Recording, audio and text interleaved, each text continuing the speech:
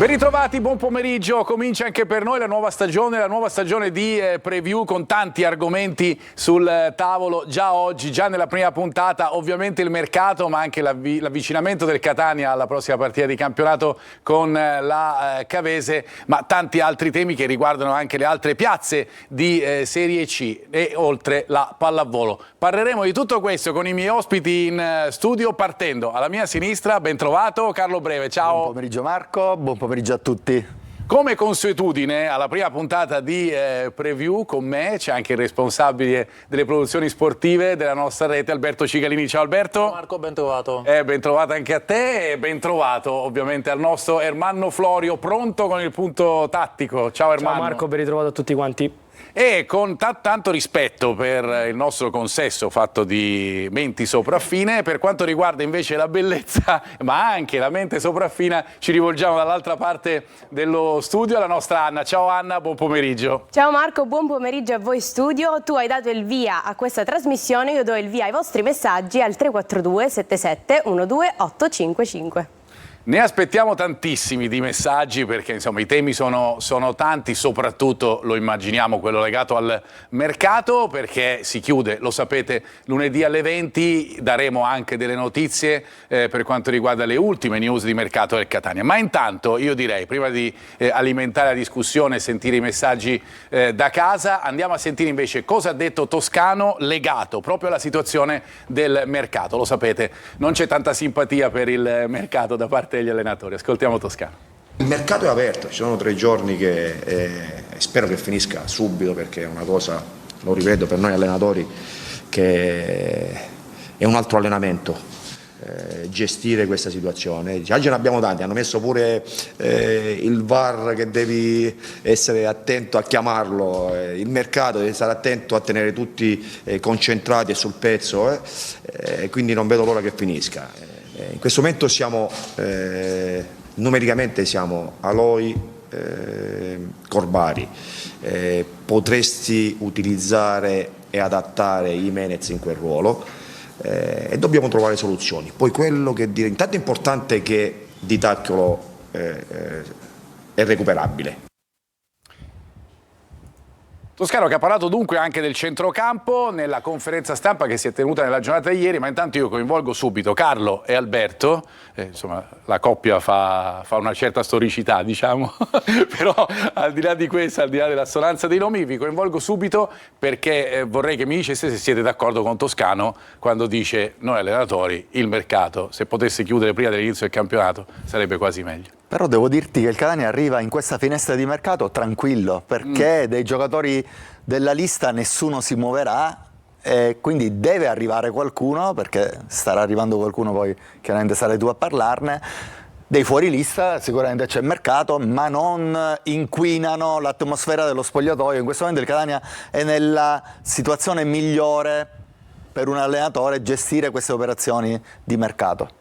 Alberto. Ma in linea di massima sono d'accordo con Toscano, devo dire. Io a mercato aperto non giocherei proprio il campionato, cioè lo chiuderei prima della prima giornata di campionato per una serie di dinamiche che si possono innescare, che oggettivamente possono disturbare, tra virgolette, non solo Toscano, il singolo allenatore, ma in generale gli equilibri. Quindi io lo accorcerei, vado contro il nostro interesse di operatori all'informazione, perché sapete bene che il mercato fa tanto parlare.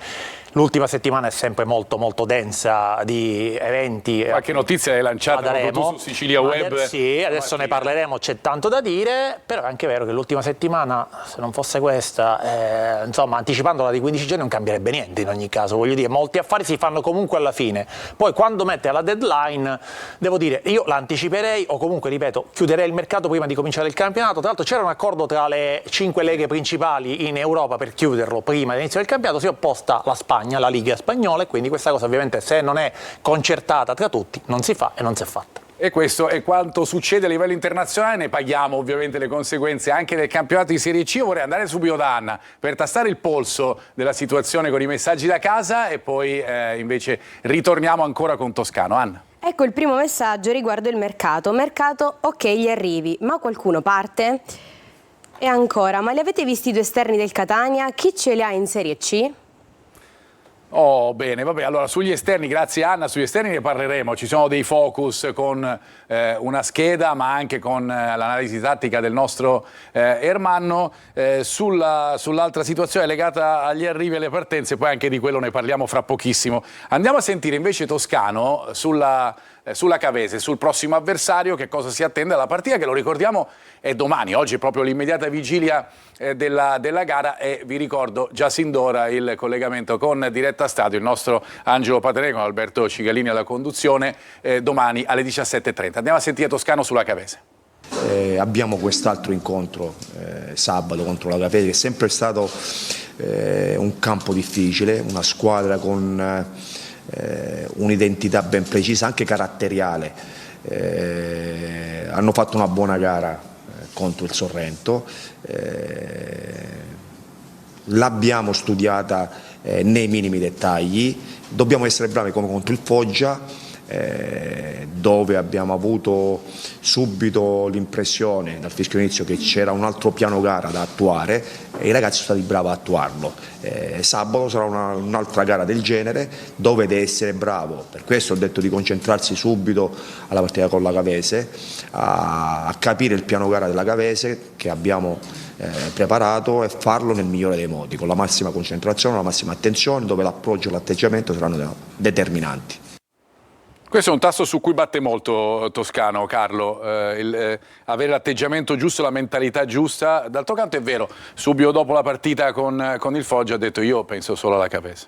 Sì, diciamo ha parlato proprio di piano gara che ha cambiato nella partita col Foggia, perché il Foggia si doveva presentare con un 4-3, invece ha cambiato sistema di gioco ed è stato bravo il Catania ad adattare subito la contrapposizione al nuovo sistema di gioco, quindi un pressing e una pressione alta e feroce, riconquista palla, riaggressione e subito ripartenze.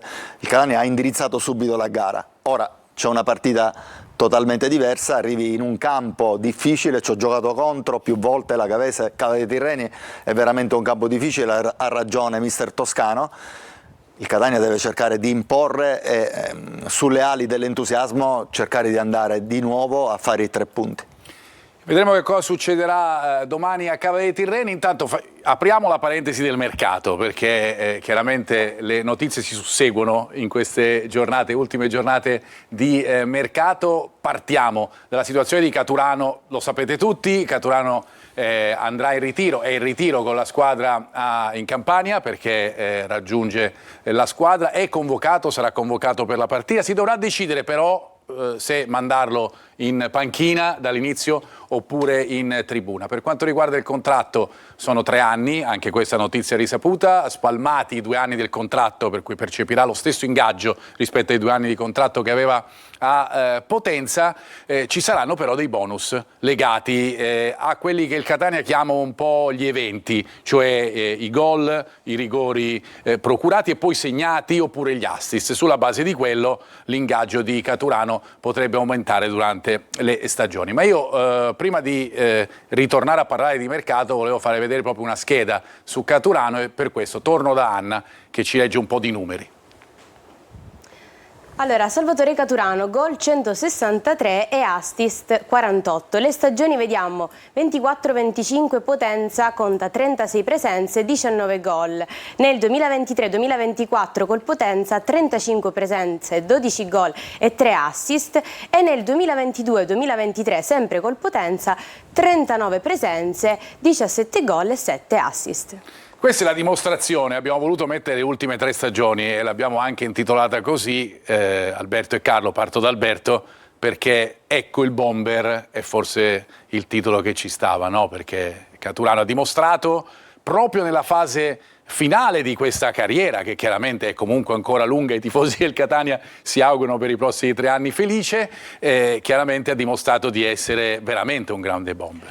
Assolutamente sì, correttamente tu hai mostrato insieme ad Anna le ultime 3 stagioni di Caturano, ecco ne possiamo aggiungere una quarta senza farla diventare una pizza, no? Sono 4 le stagioni che possiamo scegliere, un'altra indicativamente la possiamo estrapolare, anno 2016-2017 a Lecce, forse la sua migliore stagione in assoluto, 17 gol e 14 assist, grande stagione, con Torromino, Pacili, era davvero un bell'attacco quello del Lecce, questa dimostrazione come, parliamo del 2016-2017 e parliamo dell'ultima stagione, è un bomber che ha sempre fatto la sua parte nella categoria, il presidato attaccante di categoria, che è quello che ti serviva sostanzialmente, perché ti servivano più opzioni, adesso le hai e vai sul sicuro, tra virgolette, un giocatore che conosce benissimo la categoria, le sue dinamiche, il girone, perché poi conosce il girone C che ha le sue specificità.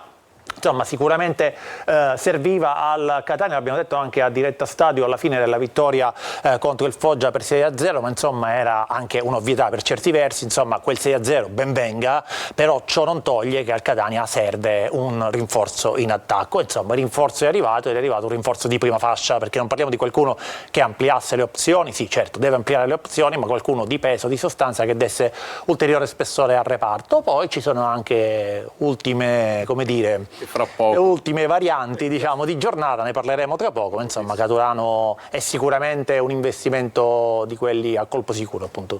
Carlo, girando gli stadi l'anno scorso c'erano i tifosi del Catania che proprio ci dicevano, ma l'hanno detto magari anche durante l'estate, no? Serve, e il nome che si faceva veramente era sempre Caturano, soprattutto quest'estate, sono stati accontentati. Io lo definisco come lo ha definito Peppe Raffaele, che lo ha allenato più anni, è un attaccante che ha l'arte del gol, e ieri mi sono passato mezz'oretta a vedere su YouTube i gol di Caturano. Ho visto quello col Potenza, la prima giornata di campionato, per il Lupo perde il pelo ma non il vizio. Così come avevo visto i gol di Forte, mentre Forte è veramente bravo negli ultimi 16 metri, Caturano aggiungiamo altri 10 metri ai 16, negli ultimi 25 metri a tutto, a destro, a sinistro, a colpo di testa, alla giocata col dribbling secco e il tiro a sorprendere il portiere. È un attaccante che per la categoria sicuramente è un top player.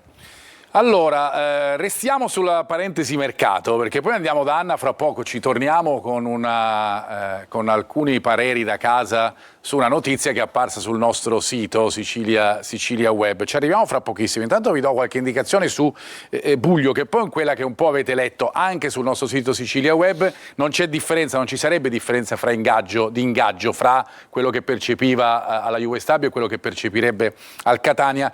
Il problema in questo momento può essere sull'accordo fra la parte fissa e quella variabile del possibile accordo che porterebbe Buglio al Catania, ricordiamo in uno scambio con Quaini.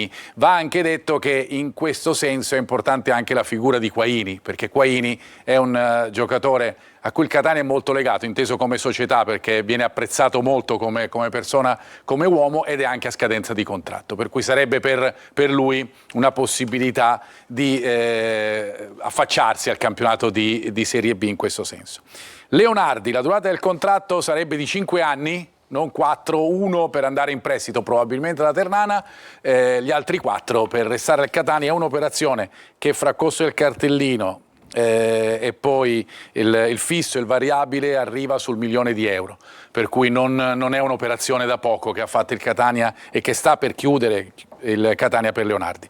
La notizia di questa mattina invece, caro Alberto, è legata ad Inglese, perché c'erano arrivate delle notizie che poi ci sono state confermate, per cui tramite i suoi agenti Inglese avrebbe fatto richiesta, anzi ha fatto, ci risulta, sì, richiesta. Condizionale lo possiamo...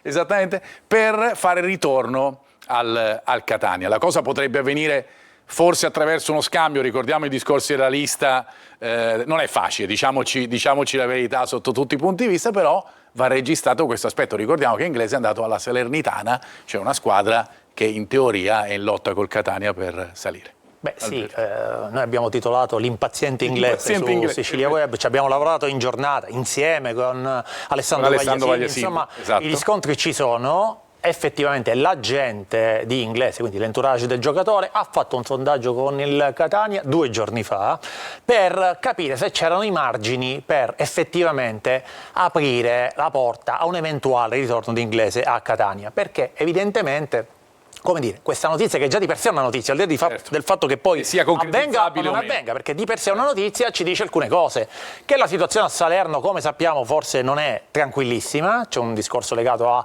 alcuni giocatori che andrebbero ceduti con un contratto molto molto pesante, che rimangono in questo momento a carico della società, che si è fermato un po' il mercato, sappiamo cosa ha detto Raffaele, che ha chiesto l'intervento insomma alla società per rafforzare la squadra, insomma c'è qualche tensione, qualche frizione, qualche problematica. E poi ci dice anche che Inglese non ha pensato a un'altra squadra, ma ha pensato al Catania, il quale Catania ovviamente nel frattempo ha preso Caturano, quindi diciamo il parco attaccanti l'ha completato. Diciamo, l'unico spiraglio che si tiene aperto è legato al fatto che la lista dei 23, tra l'altro, comporterà delle scelte anche difficili, in qualche caso dolorose, probabilmente perché ci sono ancora tanti giocatori sotto contratto in casa Catania, quindi qualcosa anche in questo senso la società dovrà fare, al di là delle uscite che ci saranno in questi giorni, è legato a un eventuale scambio con la Salernitana, che liberi uno slot, ma non solo lo slot, liberi anche il monte ingaggi da un ingaggio significativo, il che compenserebbe anche quello che eventualmente sarebbe l'ingaggio di Inglese, che andrebbe ad arricchire un reparto che a questo punto, visto anche il modulo di Toscano, insomma sarebbe pieno di centravanti, gioca con un solo centravanti toscano e almeno 3 centravanti chiari li hai a questo punto, perché hai Forte, hai Caturano e se contiamo Inglese sono 3. L'Orfini è l'unico che forse potrebbe giocare come seconda punta, quindi sarebbe davvero un plus che ti regaleresti.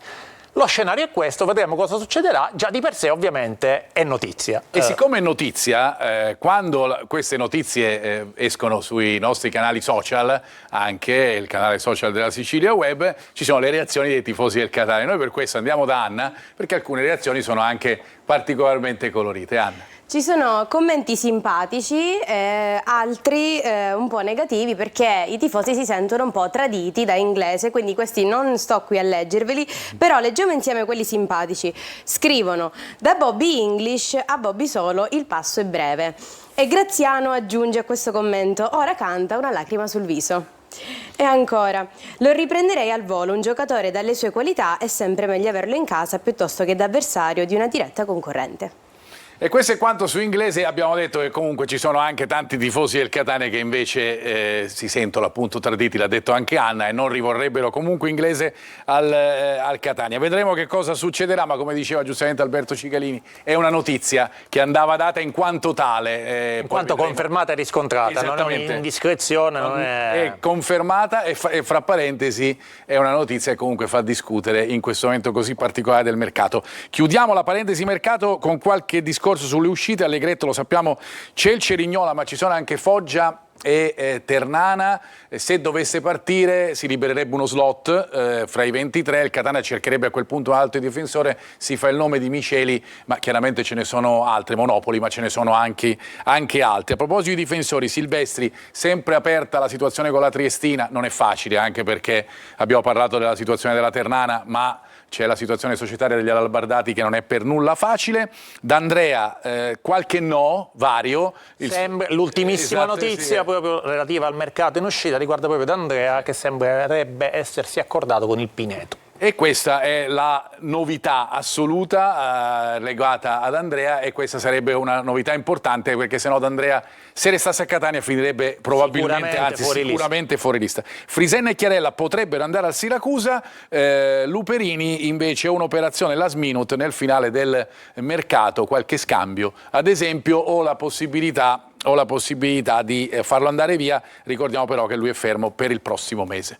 Questa è la situazione un po' del mercato del Catania al momento attuale. Fra un'ora magari cambierà tutto, come ci ha abituato il mercato fino adesso. Invece io voglio coinvolgere di nuovo Anna, perché poi voglio coinvolgere Ermanno, perché andiamo a leggere, ci chiedevano da casa, quanto sono bravi questi esterni del Catania, fatto salvo il livello del Foggia, ma insomma abbiamo visto due grandi interpreti e allora abbiamo deciso di puntare la nostra lente di ingrandimento su Casasola. Anna. È un giocatore carismatico e pronto a fare la differenza. È un elemento versatile, capace di coprire ruoli difensivi e offensivi sulla fascia destra, con buona tecnica, fisicità e soprattutto attitudine al sacrificio.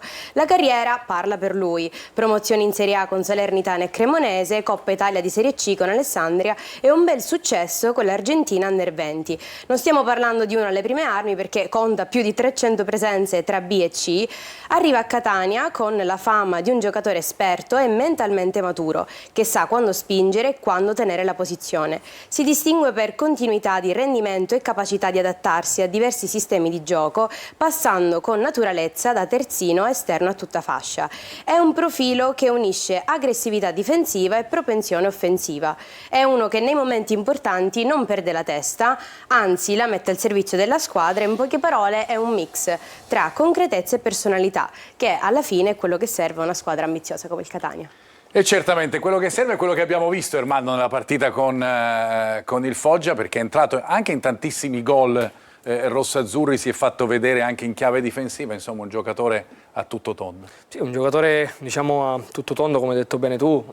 Anna prima ci ha fatto vedere come il giocatore comunque vanta più di 240 presenze nella serie cadetta, quindi sicuramente è un giocatore che ha grandissima esperienza e che può mettere questa esperienza importante a servizio di tutti i giocatori del Catania e della piazza in generale. Poi ci ha colpito molto sia nella partita contro il Crotone sia nella partita contro il Foggia per la grande predisposizione a entrare dentro l'area avversaria o comunque a mettere ottimi palloni per quelli che sono gli attaccanti, in questo caso Forte, o per l'esterno opposto. Poi vedremo qualche video su qualche principio tattico proprio provato e strutturato da Toscano, quindi sicuramente è un giocatore che mancava forse al Catania lo scorso anno, che dà quella solidità difensiva ma soprattutto una spinta offensiva importante, ed è un giocatore che sa mandare bene in porta il compagno sia con palle aeree che con palle rasoterra, e soprattutto è un giocatore che sa giocare sia col destro che col sinistro e che sa bene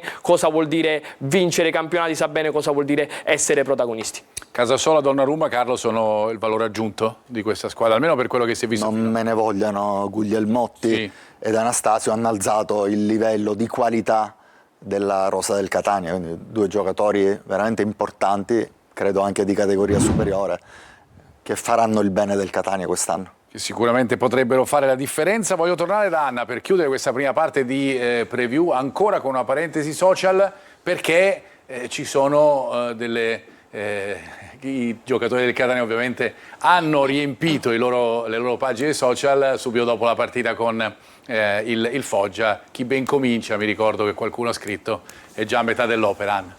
Esatto, dopo la grande partita di domenica ci scrivono: non poteva iniziare nel migliore dei modi. D'Ausilio decide di scrivere questo commento sotto il post con la sua foto, se la regia riesce a farla vedere.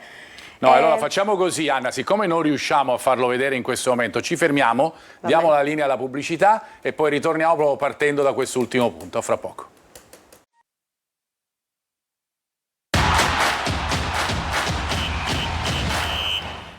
Ricominciamo la nostra preview, abbiamo fatto un po' il punto sul mercato, adesso andiamo dritti verso la partita di domani con la Cavese del Catania, ma andiamo a sentire prima il punto di Toscano, che va un po' a fare una dichiarazione che riguarda sia l'aspetto del possesso di palla che quello invece della fase di non possesso del Catania. Sentiamo cosa ha detto Toscano. Quando abbiamo la palla, la scelta giusta, perché a Crotone ne abbiamo sbagliate tante, invece con il Foggia le abbiamo fatte più giuste, anche se in alcune situazioni potevamo fare ancora meglio, di riempire meglio l'area, perché quando l'abbiamo riempita o abbiamo fatto gol, siamo stati pericolosi, perché o è andato Aloi, o è andato Donnarumma, o c'è andato Casasola, oltre ai giocatori offensivi, riempi bene l'area, attacchi bene la porta, ma anche e soprattutto nella fase non possesso, dove sembra che il Foggia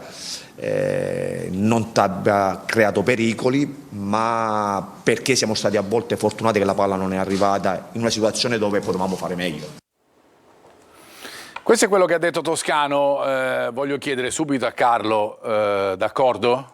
Soprattutto sulla fase di non possesso, perché poi chiaramente dopo un 6-0 ci sono state 2 o 3 le disattenzioni ci sono state pericolose del Foggia, soprattutto con Garofalo che ha sfondato più volte sulla fascia destra, ha messo 2 palloni, una volta Bevilacqua ha calciato bene, se avesse calciato dritto per dritto avrebbe fatto gol, Dini era fuori posizione e quindi anche lì Di Gennaro deve attaccarsi meglio, secondo me, deve prendere posizione sull'attaccante avversario, e quindi credo si riferisse a queste situazioni. E questo lo vedremo anche nell'angolo tattico di Ermanno. Da qui vado subito, perché incominciamo a vedere, partendo da ciò di cui abbiamo discusso, cioè gli esterni del Catania, la forza degli esterni del Catania, e da qui che parte la tua prima clip. Sì, diciamo che parte da quello che è un principio tattico che in queste due partite, in Coppa Italia e la prima in campionato, è uscito fuori, che è un principio tattico un pochettino gasperiniano, no? Quello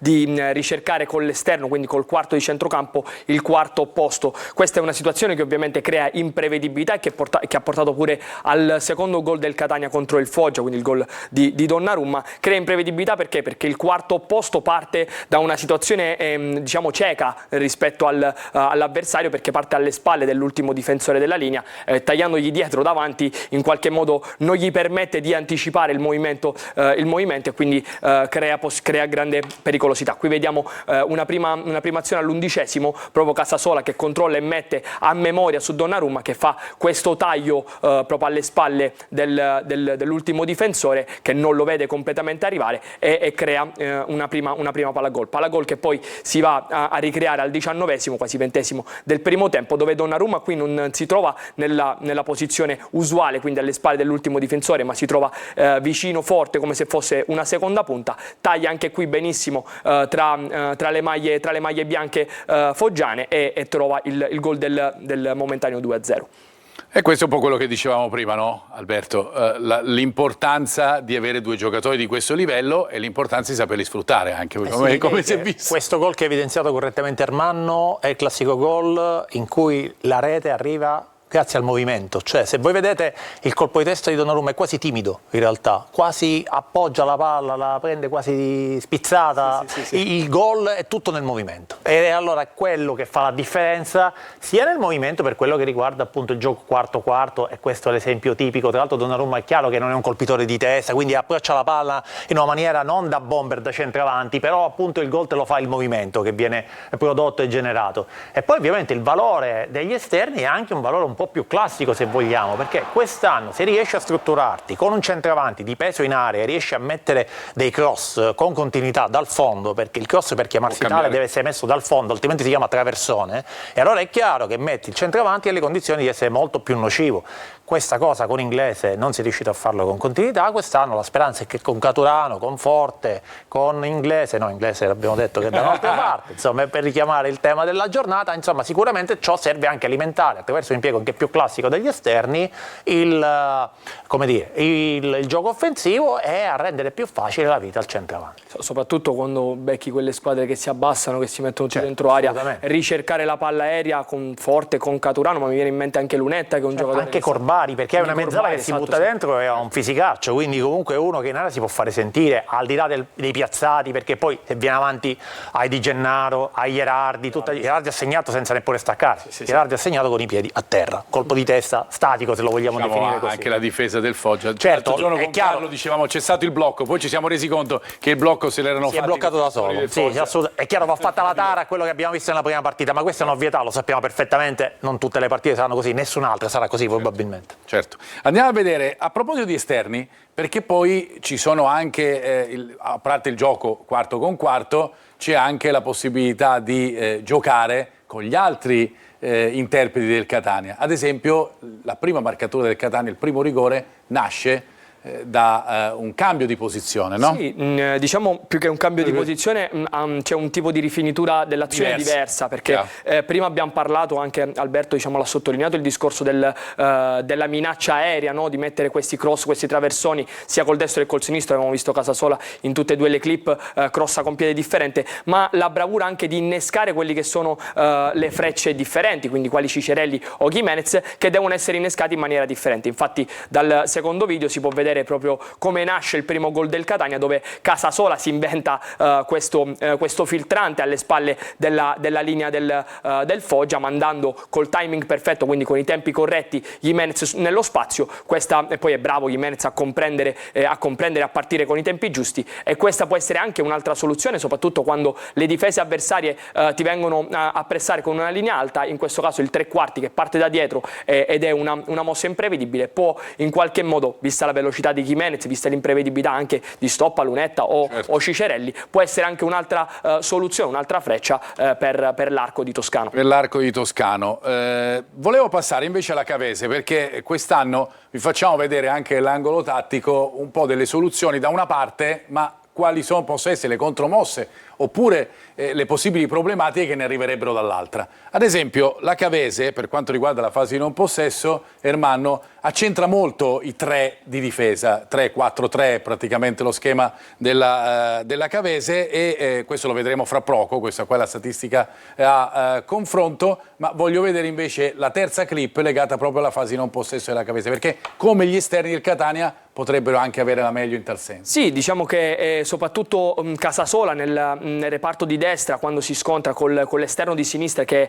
è Pelamatti, che è un 2004 italo-russo ex Caldiero, che ha diciamo nelle sue caratteristiche più la spinta offensiva che un'attenzione nella manovra difensiva diciamo della Cavese. Può essere quella zona lì la zona dove il Catania può fare più male, mentre dall'altra parte Donnarumma si troverà davanti Macchi, che è anche lui un 2004 scuola fiorentina, che però è un giocatore che ha nelle sue corde più l'aspetto difensivo che l'aspetto offensivo.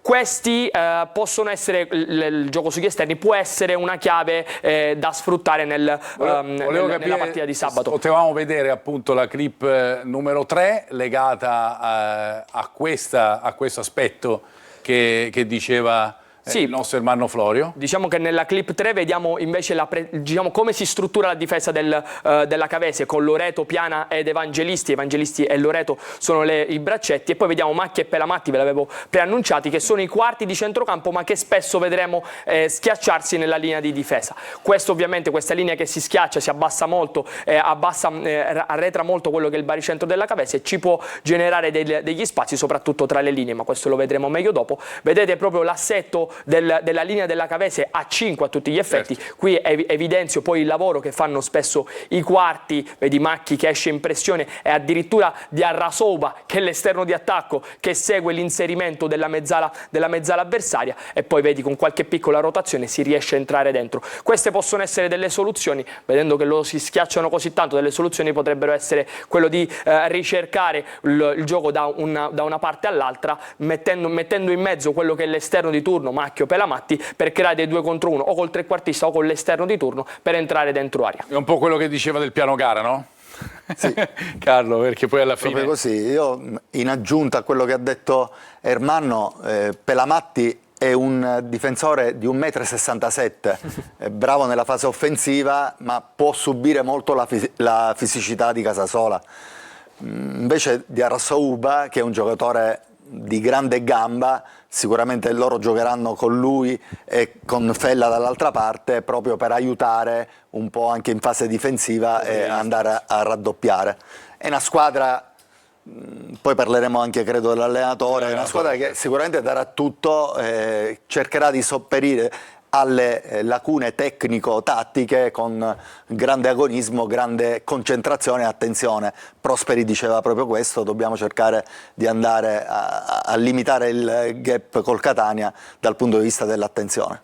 Vi faccio vedere un po' di grafiche. Una è quella che abbiamo mostrato poco fa, legata alle statistiche a confronto delle due squadre. Eccolo qui, ne abbiamo evidenziati alcune, ad esempio il valore di mercato, ovviamente nettamente a favore del Catania. L'età media non è altissima quella del Catania, ma ovviamente quella della Cavese è molto più bassa. Il giocatore con valore maggiore, il valore è quello di Transfermarkt, sono Cicerelli e Casasola. Sì, Ermanno? sì, 600.000 euro di valore di mercato sia per Cicirelli che per Casasola, mentre il valore di mercato più alto è Boffelli, che sarebbe il portiere, il classe 2004, scuola Napoli, che poi è cresciuto nella primavera della Cavese per poi andare in prima squadra. E poi ovviamente vedi diciamo, la base di queste statistiche fanno vedere la differenza, no? Di quello che è l'obiettivo delle due squadre. Il Catania che ha come obiettivo principale quello di salire, quindi la promozione, mentre la Cavese, Prosperi l'ha detto in conferenza stampa nella prima partita contro il Sorrento, l'obiettivo della Cavese è esplicitamente quello della salvezza. E ovviamente vediamo l'età media,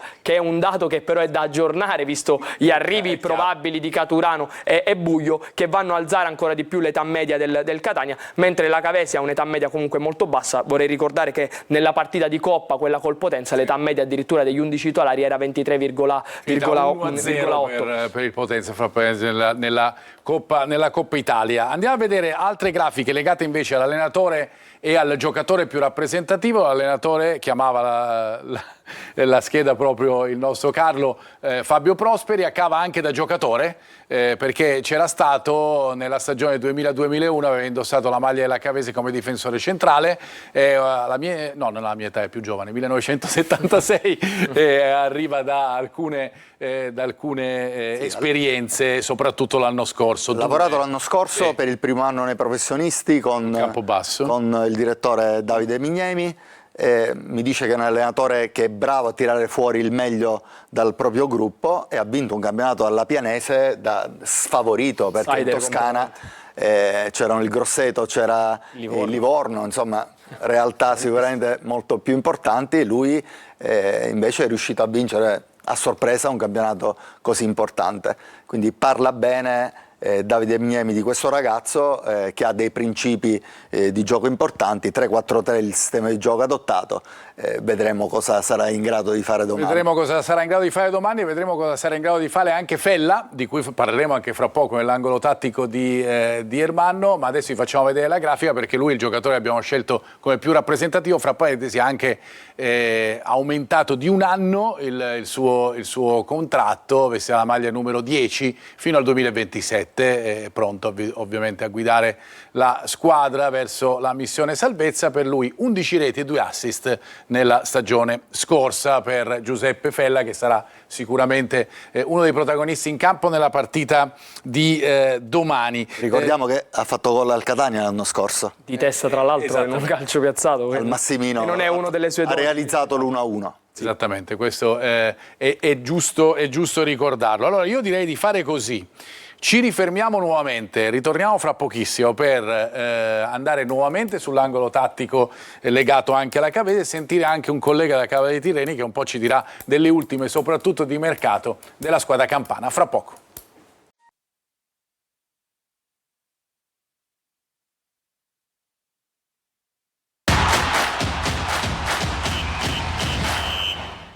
Rientriamo per la seconda parte, che sarà abbastanza lunga, di questa nostra preview, per tornare a parlare della Cavese e ovviamente della partita che attende il Catania, ma proiettarci anche su ciò che sarà il prossimo turno del Siracusa e del Trapani, tutto con ordine, ma intanto con ordine e anche con simpatia. Torniamo dalla nostra Anna per i messaggi da casa. Ci chiedono da casa, mi dite secondo voi qual è la differenza che avete già notato rispetto all'anno scorso? Ho sentito la telecronaca di lunedì, avevano ragione Carlo e Marco, i nostri trequartisti sono un lusso.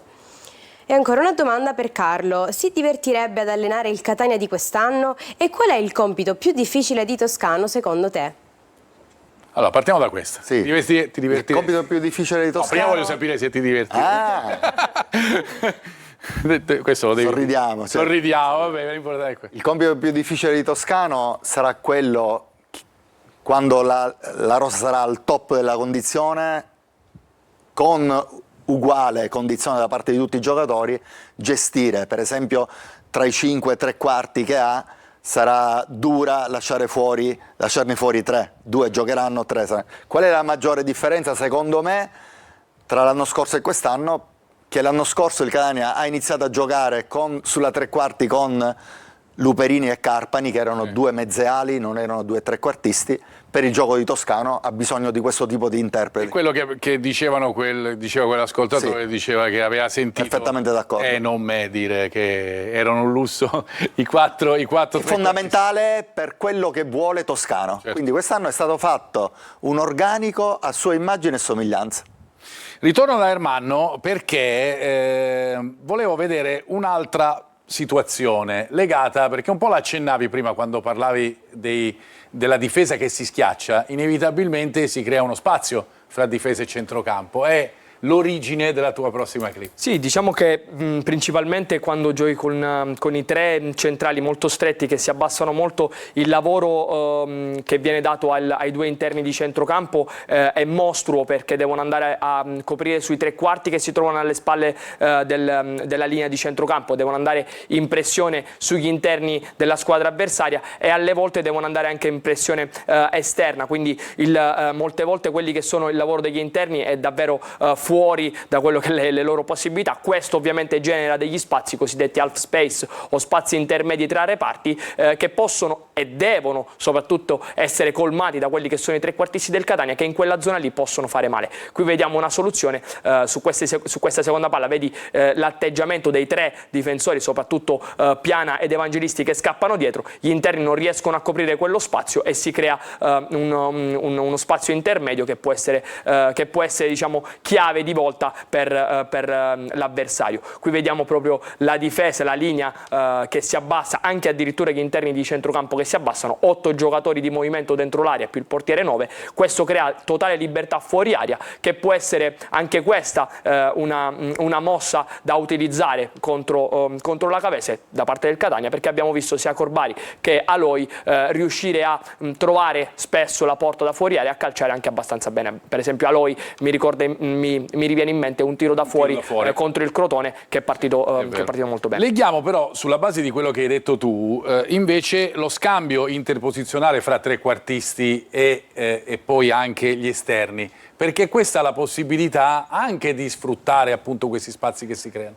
Marco, questa secondo me è una differenza grande rispetto allo scorso anno. Questi principi che già sembrano per lo più collaudati, si vede che sono dei principi su cui Toscano ci ha lavorato già dal primo giorno di ritiro, cosa che l'anno scorso non ha potuto fare perché la squadra al completo ce l'ha avuta a fine agosto, inizio settembre, e vediamo proprio quelli che sono infatti gli scambi interposizionali. Qua lo vediamo solo tra due giocatori, Jimenez, qua lo vediamo da destra, Jimenez e Casasola, Jimenez che si abbassa nella posizione di Casasola che entra dentro al posto di Jimenez, quindi i due si interscambiano, questo mette in mezzo il difensore di parte e si crea il 2 contro 1, qua vediamo Casasola bravissimo, destro e sinistro entrare dentro area, e qui quello che ti dicevo prima, no? Il principio dei due quarti dentro l'area già su sviluppo. Qua invece è una situazione differente, dove Cicerelli invece si apre, si allarga come se fosse un esterno, Donnarumma viene dentro, anche qui 2 contro 1 con il difensore di parte che viene messo in mezzo, e qui vediamo proprio la soluzione che si potrebbe creare a Cava, questo passaggio a rimorchio per Corbari che arriva da dietro e si trova diciamo quasi un rigore in movimento, ma anche l'altra soluzione, l'altro principio, vedere la presenza di Casasola dentro area, certo, su uno sviluppo da sinistra ti fa capire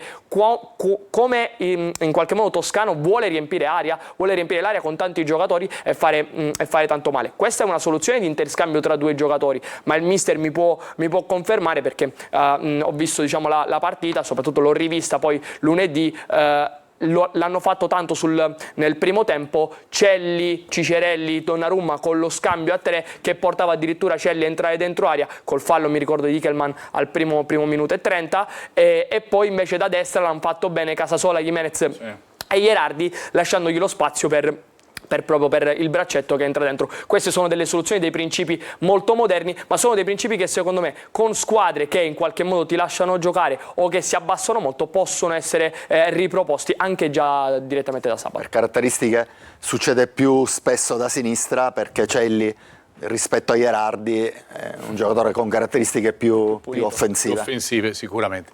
Le ultime partite della Cavese, che poi sono 2, sono la partita di Coppa Italia di cui discutevamo prima, andiamo a vederle attraverso la grafica, con la sconfitta in Coppa Italia 1-0 e poi c'è la prima partita di campionato, 0-0 il punteggio con ovviamente un punto solo in classifica, frutto del pareggio contro il Sorrento. Io vorrei parlare della Cavese con il collega che so che è già collegato, mi dice la regia del quotidiano Città di Salerno, Orlando Savarese, anche perché Orlando c'è un tuo quasi omonimo, diciamo lì un cognome che è arrivato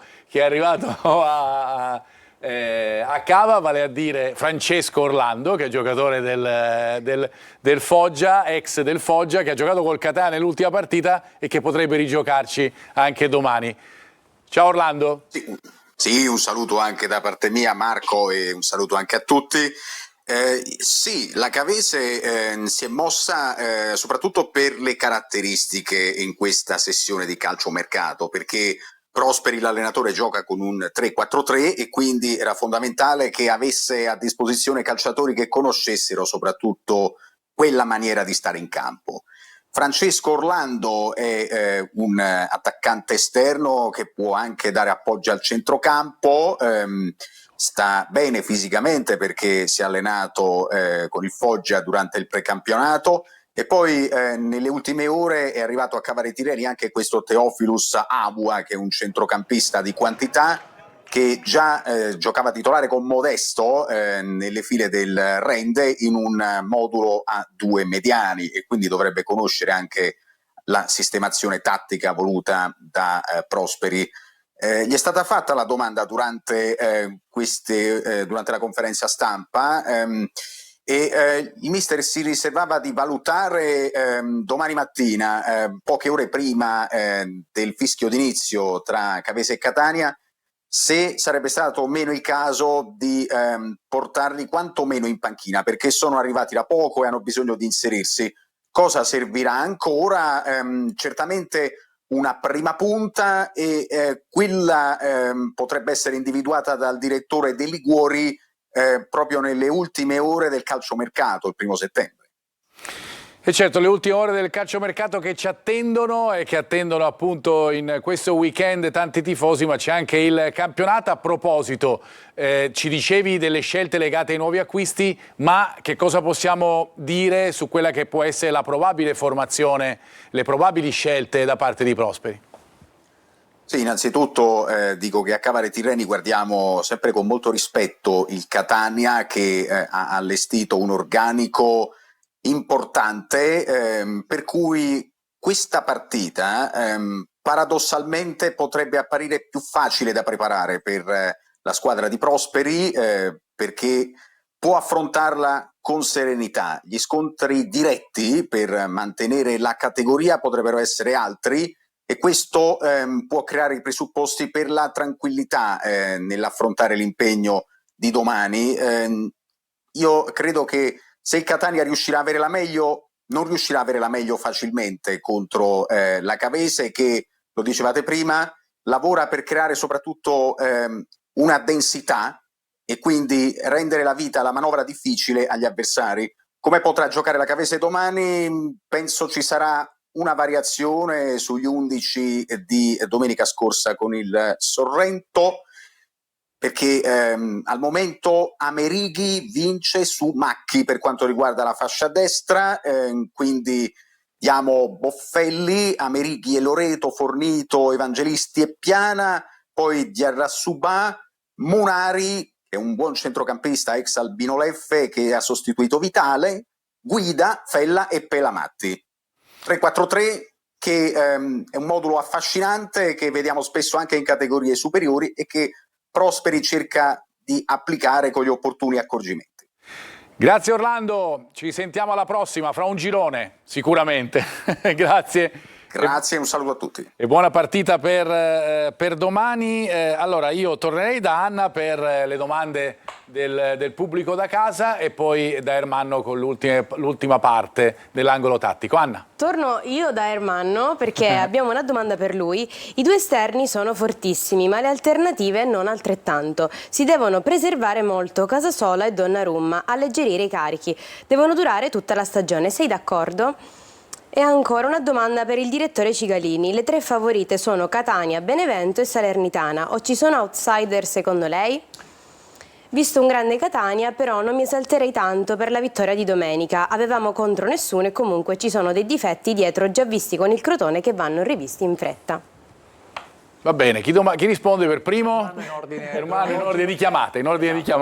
Sicuramente si è vista l'importanza di Donnarumma e Casasola, che sono diciamo delle pedine da in qualche modo preservare, però alla fine il Catania presenta solamente una competizione, quindi le partite diciamo, sono 38, visto che è uscito dalla Coppa Italia. Sicuramente sia Donnarumma che Casasola sono navigati all'interno di categorie, anche di categorie maggiori, quindi si sapranno gestire da soli e Toscano saprà gestirli. Secondo me le alternative non sono così tanto indietro rispetto comunque alle prime scelte, perché comunque Raimo è un giocatore che sa giocare benissimo sia a destra che a sinistra, e l'anno scorso, ce lo ricordiamo, nell'ultima parte di campionato ha fatto benissimo e ci ha convinto. Il mister diciamo, ne è consapevole di questo, e poi sicuramente anche la presenza di Lunetta, che secondo me più che come trequartista quest'anno lo potremmo vedere anche bene come quarto di sinistra, perché comunque è un mancino e l'ha fatto. Secondo me sono diciamo che ci sono le prime linee molto forti, ma le seconde linee non sono da meno, secondo me. Alberto. Ma premesso che i pronostici sono fatti per essere disattesi, insomma, e poi c'è sempre una rivelazione, la squadra che non ti aspetti. Ricordiamoci, l'anno scorso il Cerignola di fatto era un passo alla promozione, e se non ci fosse stato il ritiro di Turris e del Taranto, credo che alla fine probabilmente sarebbe stato il Cerignola, perché è stato penalizzato da questa situazione. Detto questo, è chiaro che i 3 nomi più in vista sono quelli che sono stati fatti nel messaggio del nostro telespettatore, però anche volendosi sbilanciare, aspettiamo la chiusura del mercato, perché nell'ultima settimana possono succedere ancora tante cose. Abbiamo visto la situazione a Salerno qual è, sicuramente è partita in un certo modo la Salernitana, altrettanto sicuramente ci sono dei problemi in questo momento, quindi vediamo. Catania e Benevento, insomma, li darei per acquisiti in prima fila, per così dire, se parliamo di griglia di partenza. Vediamo che succede a Salerno. Non dimentichiamo il Crotone, che è partito male perché ha perso con il Benevento, regalando 2 gol in maniera anche piuttosto puerile, se vogliamo, ma resta una squadra di buoni valori. E poi, ripeto, una sorpresa mettiamola in conto, perché probabilmente ci sarà. E d'altronde c'è sempre stata, no? Fino ad ora è un classico, poi bisogna vedere quanto riesce a spingersi in alto, però insomma una variabile consideriamola, e ripeto, facciamo chiudere il mercato, poi potremo sbilanciarci anche un po' di più. Carlo, cosa ne pensi? Chi ti attendi? No, come sorpresa? Tirala fuori come una sorpresa. Una sorpresa secondo te chi può essere? Il Potenza, perché anche parte da una base, prenderanno qualcun altro di valore. Parte da una base importante, ha lavorato bene l'anno scorso e quindi potrebbe riproporsi nelle zone alte della classifica. Nobili della classifica. Sì. Marco, se permetti, per me vai, due che possono essere outsider, diciamo il Cosenza, che comunque non l'ho vista male ed è viene dalla Serie B e ha tenuto diversi giocatori, tra cui Aldo Florenzi, che è un giocatore che stimo e rispetto e che secondo me è un giocatore di categorie differenti, che ha fatto un grande gol a Monopoli. E poi un'altra squadra che secondo me può dare fastidio al campionato, soprattutto a squadre comunque così grandi, è anche l'Atalanta Under 23, che comunque l'anno scorso ha fatto benissimo e con squadre grandi come la Torres gli ha fatto vedere un pochettino i sorci verdi, quindi è una squadra che sicuramente metterà in difficoltà il campionato. Certamente fra le 3 delle squadre di Serie A, secondo me l'Atalanta è quella maggiormente attrezzata per fare bene in questo campionato. Anche la Juventus Next Gen, lasciando stare la prima parte all'inizio della stagione scorsa, quando insomma era in un momento di difficoltà sotto il piano della guida tecnica probabilmente, poi si è riabilitata, è venuta qui al Massimino a fare una gran bella partita. Me lo ricordo. Delle 3 forse quella che per ragioni anagrafiche, per così dire, poteva essere preferibile l'Inter, non perché è l'Inter, ma perché al primo anno, quindi certi equilibri vanno trovati. Poi ricordiamoci, è sempre l'Inter comunque in ogni caso. Sì, però l'Atalanta è quella forse più rodata delle 3, quella che è arrivata più in alto lo scorso anno. Torniamo alla Cavese, Ermanno, perché ci fai vedere velocemente le 2 clip legate a Felle e Sorrentino, perché si intendono alla meraviglia, non proprio dall'inizio, perché Sorrentino magari subentra a partite in corso. Sì, diciamo che la Cavese per adesso in queste 2 partite non è mai riuscita riuscita a trovare la via della rete, però Fella e Sorrentino sono i due giocatori che mi hanno più colpito. Sorrentino che di solito subentra al 60esimo, 70esimo di gara, però Fella, lo ricordiamo, l'ha messo pure come faro, è il giocatore diciamo più rappresentativo. Se dal video possiamo vedere qui una soluzione, qui vediamo su diciamo una riconquista, una fase un po' confusionale, Fella e Sorrentino che si ricercano e giocano molto vicini, sono i due esterni ma che giocano come se fossero due trequartisti. Qua vediamo proprio la bravura di ricercarsi nello stretto, e poi vediamo Fella molto bravo a nascondere il pallone all'avversario e a calciare. Fella è un giocatore che calcia anche tanto da fuori, l'ha fatto anche contro il Potenza più volte, quindi è un giocatore che sa entrare e far male dentro area, ma lo sa fare anche molto bene da fuori area. Dalla seconda clip vediamo anche una delle caratteristiche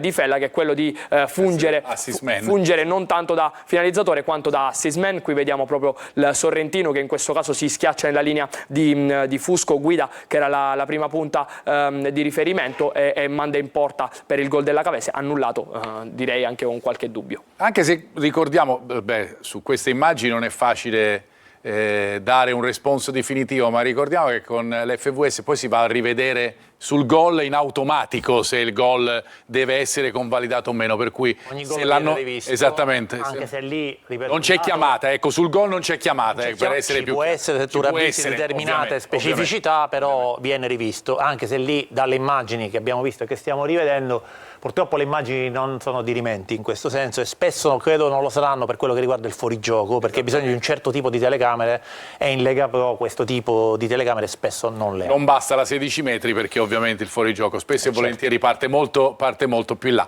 Ci fermiamo, ritorniamo fra pochissimo perché dobbiamo parlare ancora di Catania, ma faremo lo spazio come sempre dedicato alle altre squadre di Serie C siciliane, per cui Siracusa e Trapani. A fra poco.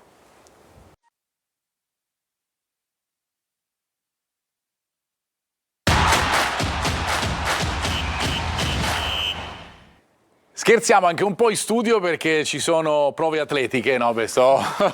Scherzo, qualcuno di noi qualche volta abbandona lo studio e poi per tornare fa le corse per arrivare in tempo, per cui c'è un rischio infortunio anche negli studi di preview. Non si è verificato in questo caso, ma qualche volta vi facciamo vedere i fuori onda. Qualche volta vi facciamo vedere i fuori onda che sono possibilmente anche più simpatici della diretta definitiva. Allora, io vorrei tornare da Anna per andare a dare uno sguardo invece ancora ai messaggi da casa che arrivano dai nostri telespettatori. Ciao. Messaggio da Andrea. Per il centrocampo, novità, Buglio arriva, se non riescono entro lunedì a prendere un centrocampista verrà reintegrato Luperini? E ancora Ignazio 50 ci scrive: domani contro la Cavese un solo risultato, la vittoria del nostro Catania. E ancora un messaggio da Enzo da Priolo Gargallo: la squadra sembra attrezzata per vincere il campionato, l'interessante è che i giocatori non si cullino perché gli avversari vogliono batterci per il loro prestigio. E questa è la situazione legata al prestigio del Catania. Per quanto riguarda Buglio, vuoi rispondere tu, Alberto? Rispondo io, l'abbiamo già detto, è un giocatore che il Catania tratta, che il Catania vorrebbe. C'è una situazione legata alla componente variabile del possibile accordo, fissa e variabile del possibile accordo con il giocatore. In tutto questo rientra Quaini. Per quanto riguarda Luperini mi pare difficile che il giocatore possa essere reintegrato qualora il Catania non prendesse un altro centrocampista. C'è Di Tacchio che in questo momento sarebbe il numero 23 della lista del Catania in questo momento specifico. Su Buglio possiamo aggiungere che c'è un interessamento dell'Empoli, anche. Che tra l'altro non è recentissimo, o meglio, l'Empoli aveva già aveva sondato il terreno per Buglio e adesso sembra avere, come dire, ripresentato il proprio interesse, manifestato il proprio interesse. Quindi vediamo cosa succederà, trattativa aperta, ci sono dei margini, si sta parlando. Fase di non possesso del Catania, ne ha parlato qualche nostro a proposito dei messaggi dei nostri telespettatori. Ermanno, qualcuno si è, ha focalizzato il suo sguardo sull'aspetto negativo, no? Quello che è successo in negativo anche nella prima giornata con il Foggia, ne abbiamo parlato poco fa con Carlo, ma soprattutto anche nella partita con il Crotone di Coppa Italia. Soprattutto hanno un nome queste difficoltà, forse cross laterali o traversoni, come diceva prima Alberto, a secondo di dove provengono. Diciamo, forse il gol col Crotone è un traversone, esattamente. Il cross è quello di Orlando, di cui parlava prima il mister Breve. Però sì, diciamo sicuramente si è visto contro il Foggia una squadra che dopo il 2-0 ha abbassato molto l'attenzione e la concentrazione, che sono qualcosa, le parole che sentiamo già da 2 anni, no? Che ripete Toscano, quell'attenzione e quella concentrazione che Gherardi, così come Di Gennaro soprattutto, e Celli non possono abbassare, soprattutto con squadre che comunque non conosce o che hanno dei giocatori che, sguizzanti, no? Come poteva essere Bevilacqua nel Foggia. Non bisogna lasciare questi spazi. Qui vediamo proprio col Foggia l'occasione proprio sul 2-0, vediamo qui una situazione di 2 contro 1 dove addirittura c'è uno sguardo visivo sia di Gennaro che di Gherardi sull'unico attaccante del Foggia, che taglia con un tempismo anche ottimo, e anticipa bene Di Gennaro e crea una grande pericolosità. Qua vediamo un 2 contro 1, Gherardi e Di Gennaro contro Gomez, l'1 contro 1 invece Celli contro Murano. Casasola invece si trova in una situazione diciamo di difficoltà. Poi sul cross vediamo Celli che dimentica completamente di marcare Murano, Donnarumma c'è il suo marcatore, non riesce a chiudere e si trova in una morsa dei 2, e per Murano è veramente facile trovare la via del gol. Quindi queste sono, diciamo, le disattenzioni, ma anche alcune disattenzioni che riguardano per esempio delle palle sporche che rimanevano lì in mezzo. Lì ci deve essere più attenzione, soprattutto un pochettino Di Gennaro l'ho intravisto forse un pochettino, oserei dire, indietro dal punto di vista della preparazione, ma sicuramente un giocatore come lui, da quella stazza, che ha una muscolatura così importante, ha bisogno di tempo per strutturarsi, così come Gherardi. Da dire che con Gherardi secondo me lo staff fisico ha fatto un lavoro importante, sta facendo un lavoro importante di prevenzione, perché 5 dei 10 infortuni di Gherardi vengono tra settembre e ottobre, quindi nella fase post preparazione. Qua ci potrebbe essere ovviamente un dato importante che sicuramente lo staff medico insieme allo staff fisico su cui stanno lavorando. Sì, per quanto riguarda il gol preso a Crotone, alla domanda specifica che è stata fatta a Toscano su quali fossero gli errori in quella situazione, lui si è soffermato, ha detto i difensori non devono solo guardare la palla, ma devono anche guardare l'uomo dentro area. In quel caso è Celli che si vede proprio, guarda solamente il pallone e non va subito ad avvicinarsi, a mettersi in contrasto con Murano, quindi il gol nasce anche da questo errore. Sì. Era traversone o cross? Alberto, è rimasto invaso il quesito. No, diciamo che sicuramente sono d'accordo con Carlo. Forse a quel punto, visto che Celli viene scavalcato e va in difficoltà, Donnarumma, che vede la traiettoria del pallone mentre Celli viene scavalcato, puoi andare a stringere. È chiaro, qua siamo seduti e viene facile. Poi è anche vero che l'esterno, in genere, questo tipo di esterno, in questo tipo di modo, spesso ha delle qualità maggiormente offensive, in marcatura pura e un po' più indietro rispetto ovviamente al braccetto, e quindi è chiaro che ci può stare, è chiaro altresì che si può migliorare. Sì. Ma io proprio per questo motivo non darei Allegretto. Sì. Ho capito. Sì. Perché Allegretto può essere una validissima alternativa più difensiva a Celli. Però si sta valutando, lo dicevamo Carlo, cioè Allegretto in partenza, però si lavora anche in entrata, cioè si parlava di Miceli che è un nome concreto. Cioè Miceli è più un centrale, certo, con le caratteristiche di Gennaro e di Martic. Esatto. Quindi anche Pieraccini, non hai un centrale di sinistra, un braccetto di sinistra. Mancino che sostituisce Celli, che è stato l'anno scorso un problema, perché ci ricordiamo quando non c'era Celli si abbassava Anastasio, quest'anno che non c'è potrebbe essere un problema. Però sono d'accordissimo col mister, mi ricordo la partita contro il Monopoli, a Monopoli la grandissima prestazione di Allegretto, che in marcatura insieme a Gherardi, il problema forse è che Allegretto si sente un po' fuori dal progetto, ed è un giocatore che sicuramente un grande mercato, 2001, giovane, infatti ha fatto veramente non solo Cerignola ma anche altre squadre. Il Crotone, Longo che l'ho allenato, lo ha chiesto, lo rivuole, è un giocatore forte Allegretto. Però si è trovato in difficoltà secondo me giocando con la difesa 3 e messo come braccetto, soprattutto messo a sinistra faceva molta fatica. Lui abituato con Longo a giocare a 4, secondo me in queste situazioni il giocatore deve reagire. Deve dimostrare, stare sul pezzo appena c'è l'occasione. Chissà che Toscano non stia vedendo questa reazione. Come è stato l'anno scorso per Celli, mister, l'hai ricordato pure in telecronaca, un professionista al 100%. Esemplare, un giocatore che era stato messo fuori, che lavorando poi si è ritagliato il suo esemplare. spazio. Hai visto?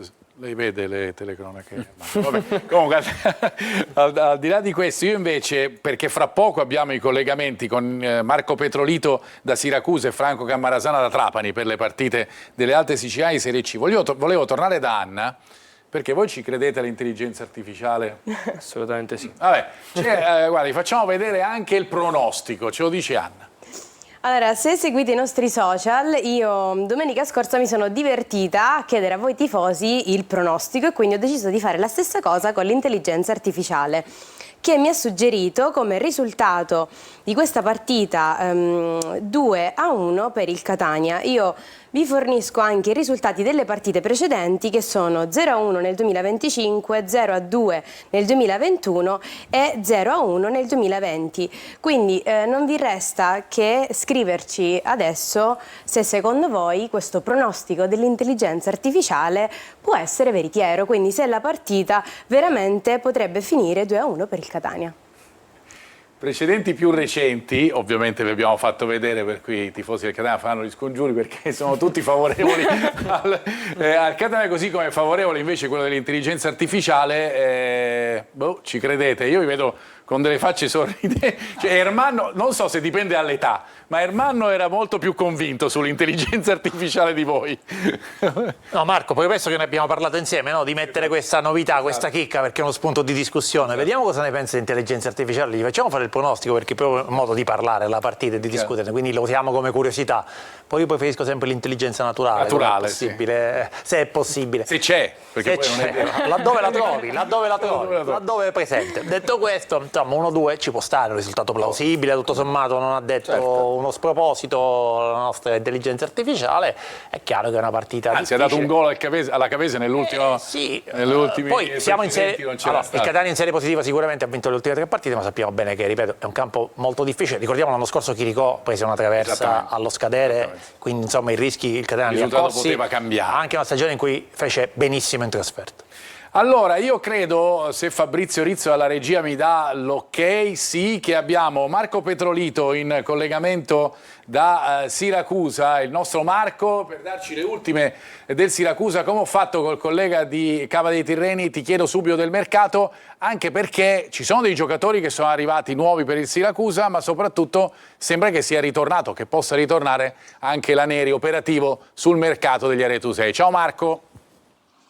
Buon pomeriggio a tutti da Siracusa. Sì, ci sono moltissime novità di mercato, qui in settimana si è parlato solo di questo, almeno 4 i giocatori che sono stati già presi, che hanno firmato. Si tratta di Zanini, è un giocatore versatile che può giocare sia da centrocampista esterno che in difesa, di Capanni, l'attaccante brasiliano che era già con la squadra la settimana scorsa ma che non era stato utilizzato a Salerno, soprattutto di Juan Ignacio Molina, il giustiziere del Milan Under 23, che ha segnato la doppietta nel play-out che ha condannato appunto la squadra rossonera alla retrocessione in Serie D.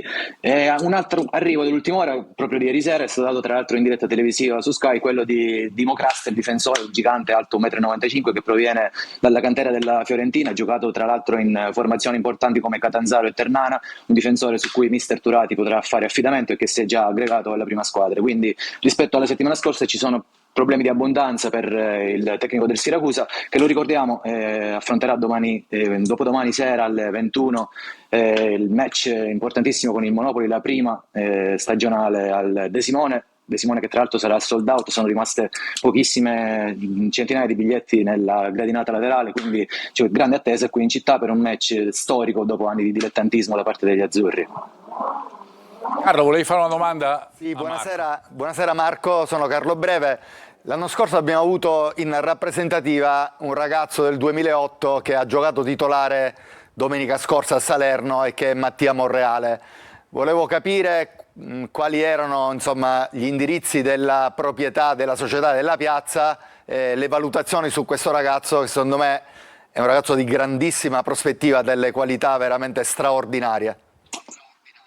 Sì, Mattia Monreale, così come altri giovani locali, ha dato manforte alla squadra già sin dalle primissime partite, ha puntato molto su di lui il tecnico Turati, abbiamo visto tra l'altro rendersi protagonista di una prestazione di alto livello, nonostante la sua giovanissima età, si è disimpegnato bene sia in fase difensiva che offensiva, non ha sbagliato praticamente nulla, è calato alla distanza come un po' tutta la squadra, ma bisogna anche considerare il fatto che si trattava di molti giovani che erano stati messi in campo per la prima volta in un campionato come quello di Serie C, e dunque è anche normale che potesse esserci un piccolo calo nella ripresa, calo che si spera non ci sia domani o comunque nella prossima partita del Siracusa, visto che comunque adesso il mister avrà a disposizione tanti altri giocatori, nonostante secondo me possa essere deciso e determinato a puntare ancora una volta sul giovanissimo Monreale, che lo diciamo ha fatto molto bene, che è stato impiegato sul settore di sinistra e ha svolto un lavoro egregio. Allora, Marco... Tornando al mercato, dimenticavo di dire che sì. No, vai, Altre completa. due trattative che altre due trattative che sembrerebbero essere vicinissime all'ufficialità. Si tratta quella del clamoroso ritorno di Nicola Valente, attaccante classe 1991, che ha giocato già con la maglia del Siracusa nella stagione 2016-2017. Arrivo che sta galvanizzando sui social, ma non solo, i tifosi, e soprattutto quello di Ernestas Gudelevicius, che è un nazionale lituano, proveniente anche egli dalla Fiorentina, e che potrebbe firmare in giornata. Non sappiamo ancora se questi due giocatori, qualora dovessero firmare, verranno utilizzati o comunque saranno a disposizione del tecnico per domani. Ne sapremo di più domattina qualcosa nel corso della conferenza stampa che terrà il mister in mattinata al De Simone dopo la rifinitura. La probabile, Marco, per la partita con il Monopoli di domenica? Sì, la probabile dovrebbe ricalcare quello che abbiamo visto a Salerno con Farroni in porta. Si tratta di un 4-2-3-1 che vedrà nella linea difensiva da destra a sinistra Puzzone, Bonacchi, Falle e Iob. A centrocampo Candiano e Ba agiranno alle spalle di Guadagni, Zanini e Monreale, come dicevamo. Qualche ballottaggio qui dettato dalla squalifica di Limonelli e dall'assenza di Damian, anche essa per squalifica, dunque potrebbero esserci delle modifiche soprattutto davanti, con Capanni che si candida per una maglia da titolare, l'attaccante brasiliano però non è certo di avere un posto negli 11 perché scalpitano anche Molina e Contini, che è stato colui che ha giocato nelle prime due uscite ufficiali del Siracusa in questo inizio di stagione, dunque problemi di abbondanza in questo caso per mister Turati. Ricordiamo tra gli disponibili anche il difensore Federico Pacciardi. Per il resto non ci sono altre novità qui da Siracusa, si attendono sviluppi sul mercato, ci aggiorneremo eventualmente qualora dovessero esserci. Anche nei nostri telegiornali. Grazie Marco, alla prossima settimana con i collegamenti per preview. Avete sentito anche sistemi di anche possibilità di abbondanza in una situazione, quella del Siracusa, che era molto difficile fino a qualche tempo fa, indubbiamente galvanizzati anche dalla buona prestazione di Salerno nonostante la sconfitta. Da Marco a Franco, io vado da Franco Cammarasana che ci attende a Trapani, ecco lì sorridente come il sole. Passata bene l'estate, Franco? Sì. Molto bene, volevo solo sapere cosa vincerò qualora dovessi indovinare il risultato della partita del Qatar. Non lo so, io sei limitato a stima. Fra poco ti mettiamo al posto dell'intelligenza artificiale, su questo non ci sono dubbi. Franco, senti, andiamo a dare invece a parlare del Trapani, perché la situazione è legata ovviamente a una classifica deficitaria per via della penalizzazione, ma anche in questo caso a un mercato che sta dando delle novità ulteriori oltre a quelle che si erano viste proprio nella fase iniziale di questa sessione estiva, Franco. Esatto. Dopo gli ingaggi di Riccardo Palmieri del Cittadella di 2 giorni fa, Cittadella al quale è stato trasferito l'ex rosazzurro Luca Verna, il Trapani ha preso il difensore moldavo Andrea Motic dalla Virtus Entella. Per completare il numero dei 23 occorre un altro elemento, si punta a uno attaccante. In questi giorni si è parlato di Pettinari, ma credo che la concorrenza è tanta e da qualche anno pare che il Trapani invece sia orientato verso un attaccante molto giovane. Altra operazione di mercato che si spera che il Trapani possa concludere nelle prossime ore, quello della cessione del norvegese Segberg, come non facile perché lui ha un contratto con il Trapani molto oneroso, quindi non lo so fino a che punto il Trapani riuscirà a disfarsene. Franco, per quanto riguarda la partita, andiamo subito appunto alla probabile formazione della partita che si gioca, lo ricordo, domani, è una partita importante contro il Latina. Esatto, tra l'altro si è molto attesa a Trapani per questa prima provinciale dei Granata dopo la partita di Casarano, positiva sotto l'aspetto del punteggio, ma assolutamente deficitaria per quanto riguarda il gioco. Ronica ha fatto capire che dopo aver attuato una sorta di 3-5-2 fruttuoso sicuramente a Casarano, tornerà a 3-4-2-1. Tra l'altro anche Latina adotta questo modulo, quindi si giocherà a specchio. La probabile formazione la vediamo con Galeotti tra i pali, Nicoli, Negro, Pirrelli in difesa, Tirban, Di Noia, Celeghin e Carriello al centrocampo, con Gerardo Canotto a supporto di Haller. Un'ultimissima notizia di qualche ora fa appena, sembra invece che Nicoli non ce la faccia recuperare dall'infortunio subito domenica scorsa a Casarano, per cui al suo posto dovrebbe giocare Salines. Grazie Franco. Dovrebbero essere. Grazie Franco, buon pomeriggio e poi ci ritroviamo la prossima. Mi raccomando, sii pronto per il pronostico sul Catania. Ciao Franco. Assolutamente sì, guarda, lo metterò in busta chiusa. Buon pomeriggio anche a te. Allora, a proposito di Catania, c'è una squadra di pallavolo che io e Alberto conosciamo perché la seguiamo e la seguiremo durante l'anno, vale a dire la Sviluppo Sud che giocherà a Catania, la squadra di serie A2 che raccoglie l'eredità della Saturnia, così possiamo dire, che sta facendo un roster di tutto rispetto. C'è un giocatore che si chiama Luka Basic, pensate, un francese originario bosniaco, figlio d'arte perché il padre giocava nella Jugoslavia ed era un allenatore opposto molto valido e sarà il capitano della squadra. Grazie al collega dell'ufficio stampa dello Sviluppo Sud Alessandro Fragalà abbiamo questo contributo con la sua intervista. Sentiamo Basic. Allora, siamo sicuramente molto contenti di tornare a giocare la palla, a lavorare, anche se ovviamente è difficile, ma è un periodo molto importante per noi per ponere le basi, diciamo, anche a livello di atteggiamento per quello che vogliamo fare quest'anno. Quindi siamo concentrati, abbiamo voglia di fare bene e tanto entusiasmo. Con i nuovi compagni mi sto trovando molto bene, penso che siamo tutti molto disposti a lavorare duro, a spingere e a mettere buon umore in allenamento, in partita, quindi questo è molto importante. Abbiamo un misto tra gioventù e un po' più vecchi e penso che questo potrà andare bene per noi e essere un bel gruppo. Queste le parole dunque di Luka Basic. Ci ricordiamo che nel corso della stagione, nel corso di preview, seguiremo tutte le vicende anche della Sviluppo Sud, ma anche degli altri sport di elite di Catania, come faccio l'esempio della Meta che sta riprendendo splendida realtà, campione d'Italia, l'orizzonte con la pallanuoto, campione d'Italia, insomma a Catania si respira sport di altissimo livello.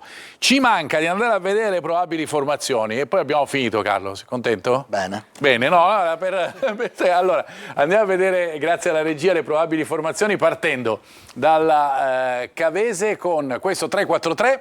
Abbiamo sentito anche dal collega, poi bisognerà vedere chiaramente cosa succederà per quanto riguarda i nuovi innesti, ma in teoria dovrebbe essere così, con Amerighi, lo ricordiamo, sulla destra e poi Fornito e Munari a centrocampo con Pelamatti lì a sinistra. Abbiamo fatto vedere le difficoltà che potrebbe avere con Casasola da quella parte, di Arrasubà con Guida e Fella, con l'ipotesi Sorrentino poi durante la partita. Andiamo a vedere invece l'ipotesi di formazione del Catania, è la stessa, sì è vero, sarebbe e dovrebbe essere la stessa dell'ultima partita. Il centrocampo è quello anche perché c'è assenza di alternative e poi dovrebbe essere ancora riproposto, anzi lo sarà riproposto Jimenez lì come trequartista. D'Ausilio partirà dalla panchina con la possibilità di dare il suo contributo, giocherà forte nonostante l'arrivo di Caturano. L'abbiamo detto, Caturano lo ricordiamo,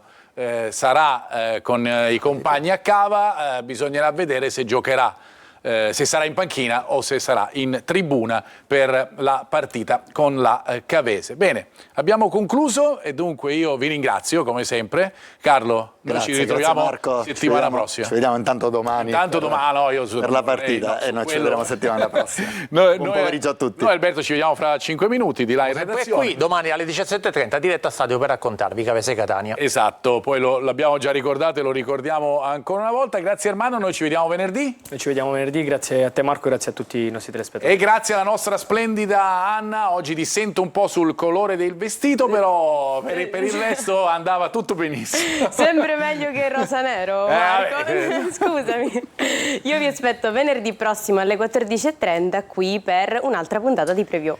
Grazie Anna, allora io vi ricordo come dicevamo prima 17:30 domani diretta a stadio e poi invece per quanto riguarda lunedì anteprima corner subito dopo il telegiornale del pranzo, corner subito dopo il telegiornale della cena e poi la differita della partita fra Cavese e Catania e noi con Preview ritorniamo venerdì prossimo, grazie.